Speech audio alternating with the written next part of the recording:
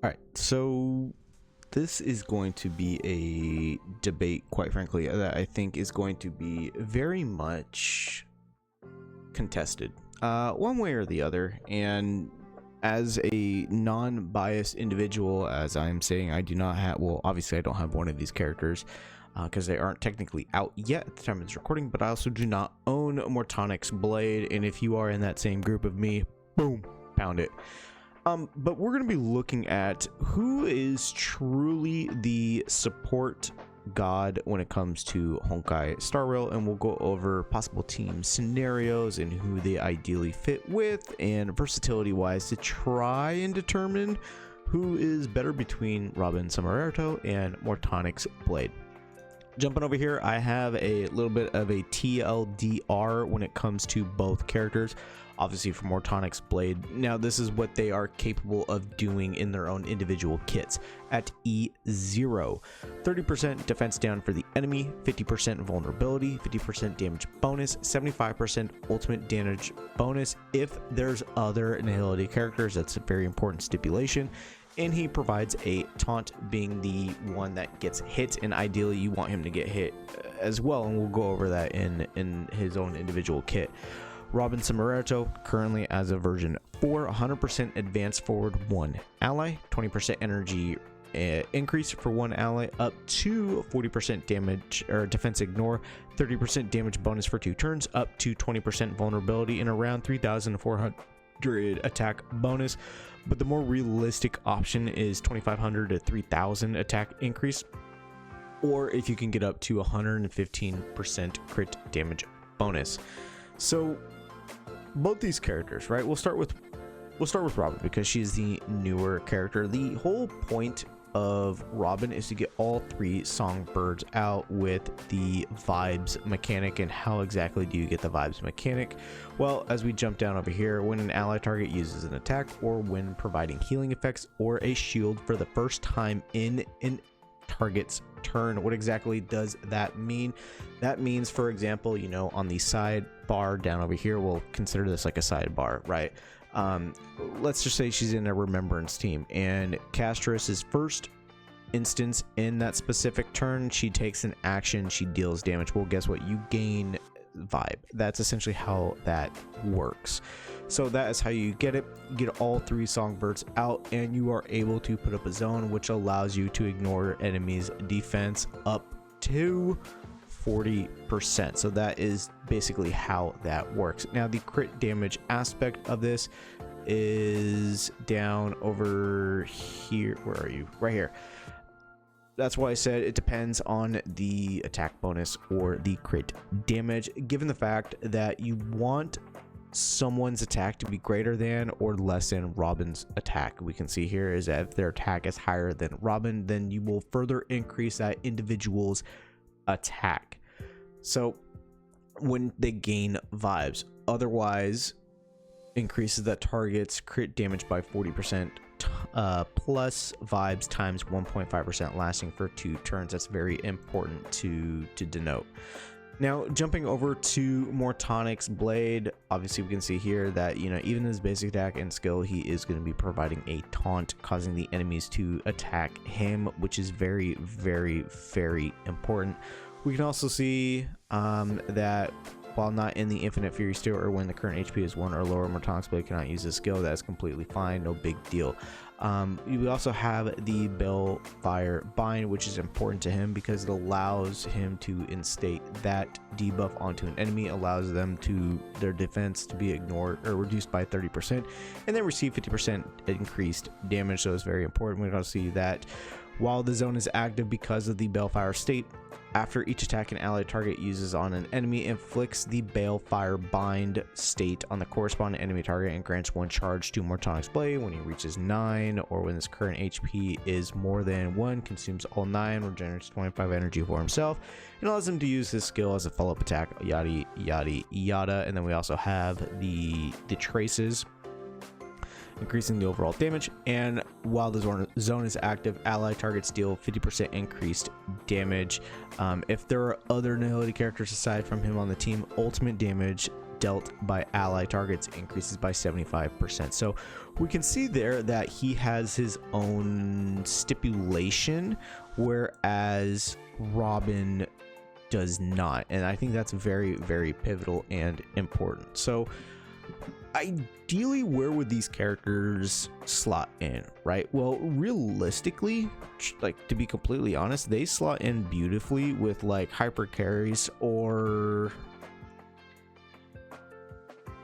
DPS duos, right? That is ideally where they slot in and are capable of providing so much damage. And I'm just putting options right here as to where they are very suitable and capable of aligning.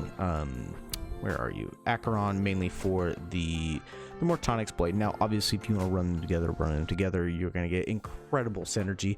But you got to keep in mind, if you do that, you also have one slot you have to use a nihility character. Ideally, that would be with like Acheron, most likely, in order to get the increased ultimate damage dealt because of a Mortanex Blade buff.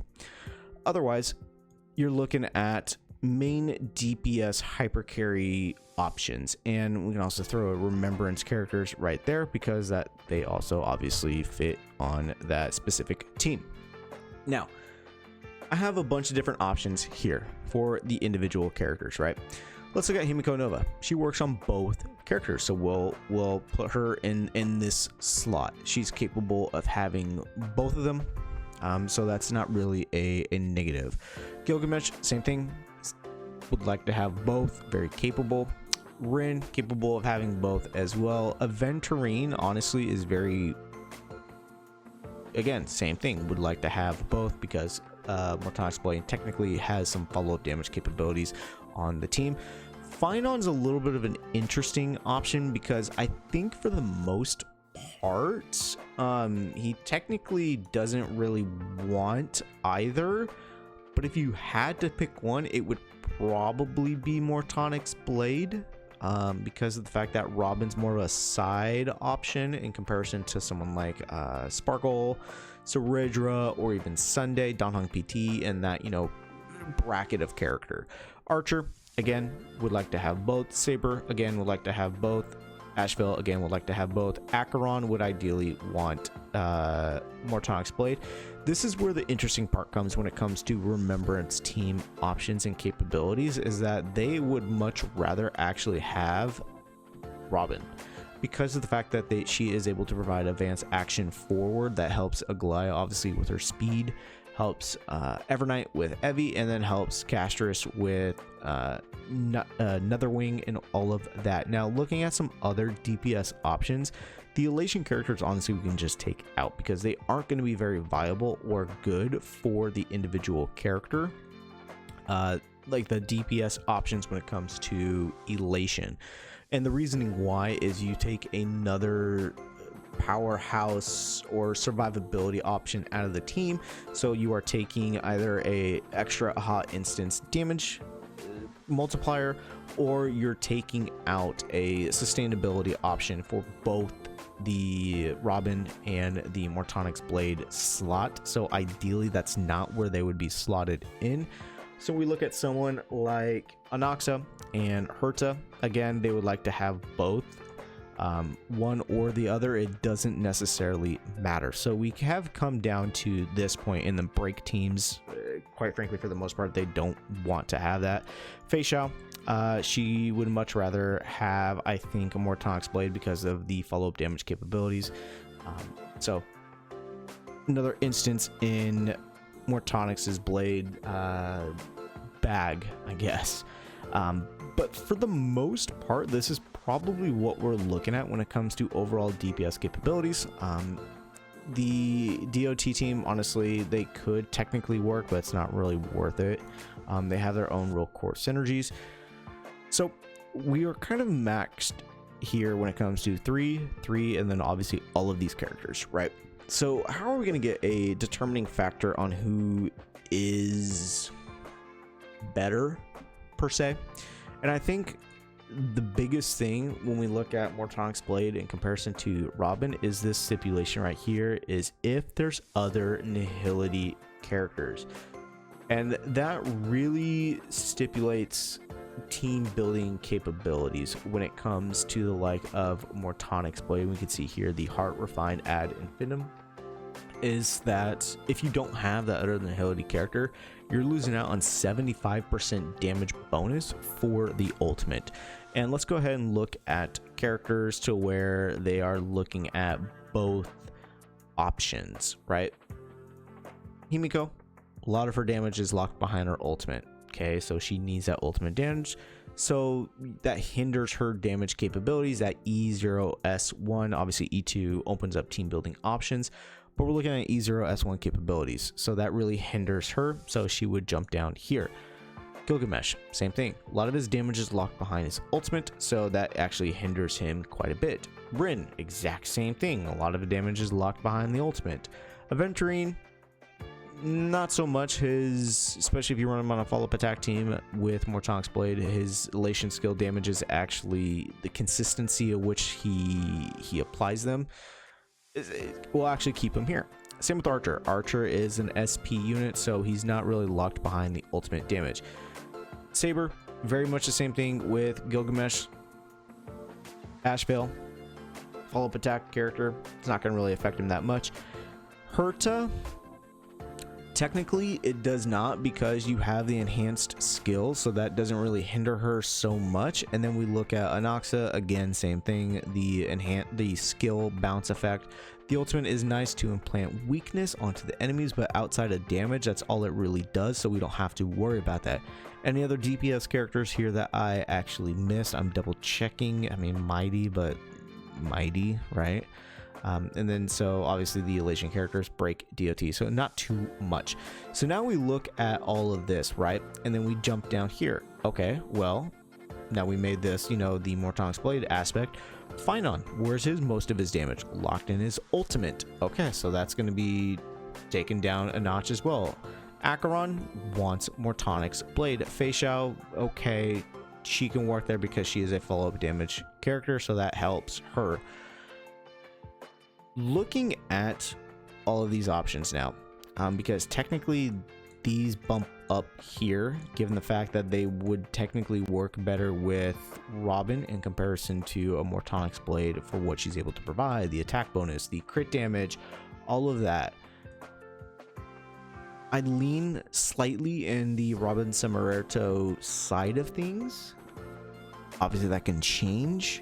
But I think Robin just overall is phenomenal, and I'm not saying Mortanex Blade is bad. If you can have both of these characters, have both of these characters. You can slot them in onto basically any two teams that you want, and they both have a universal supporting capability character who is phenomenal and capable of doing anything. So this is more of a currently who I think is probably slightly better, and for that sense I would have to say Robin probably edges out slightly. Are they still the two best supporting characters in the game? Yeah.